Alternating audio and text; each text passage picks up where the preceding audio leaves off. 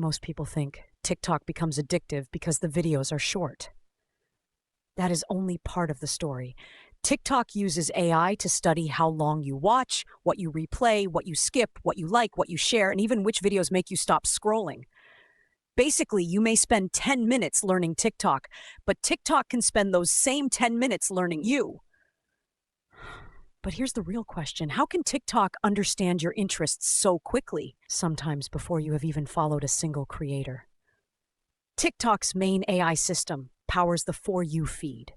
Instead of relying mostly on people you already follow, it selects videos from a huge collection and predicts which ones are most likely to interest you.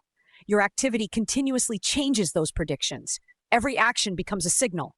Watching a video until the end is a signal. Replaying it can be an even stronger signal. Skipping after 1 second suggests weak interest.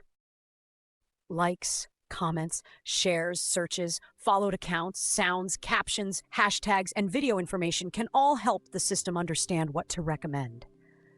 Think of TikTok like a shopkeeper who shows you one product at a time. If you stop, examine it, and ask for something similar, the shopkeeper brings more of that type. If you immediately walk past it, the shopkeeper changes direction. TikTok does this extremely quickly because every swipe gives the system new feedback. For example, imagine you stop on 2 football videos, replay a goal, and share another clip. Soon, your feed may contain more football highlights, player interviews, match analysis, and sports humor. The system does not need you to complete a form saying, "I like football, like foot beer," already gave the answer. A small case study is how new creators can suddenly reach large audiences. TikTok can initially show a video to a limited group of viewers. If those viewers watch for longer, replay it, share it, or react positively, the system may distribute it more widely. This means a creator does not always need millions of followers before a video can spread. TikTok itself has stated that watch time and keeping viewers interested can affect recommendations. That is why creators often begin videos with a strong hook. If viewers immediately swipe away, the system receives a negative signal. If they stay until the end, the video has a better chance of reaching more people. TikTok also uses AI for search, automatic captions, content moderation, effects, advertising, shopping recommendations, and identifying potentially harmful or spam content. But the For You feed remains its most powerful feature because it creates a different entertainment channel for every user. There is also a risk. The system mainly learns what holds your attention, not necessarily what improves your life. Emotional, controversial, shocking, or repetitive videos may perform well because people stop to watch them. The AI may not know whether you enjoyed the content, hated it, or simply could not look away.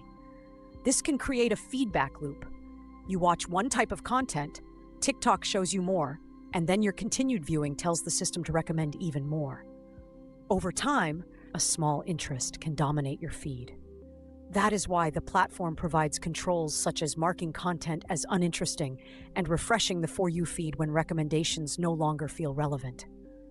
Historically, TikTok was developed by ByteDance, the technology company co-founded by Zhang Yiming. ByteDance later acquired Musical.ly in 2017 and merged it with TikTok, helping the platform expand internationally.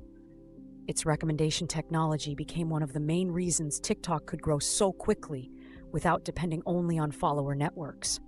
So in one simple line, TikTok uses AI to analyze every swipe, pause, replay, search, like, and share to predict which short video is most likely to hold your attention next. It does not need to know who you are personally. It only needs to understand the Bach patterns in what you do. Welcome back to the AI Studio, where we make artificial intelligence simple, visual, and slightly less painful. But if these platforms use AI to study our behavior, which AI tools can students use to learn faster?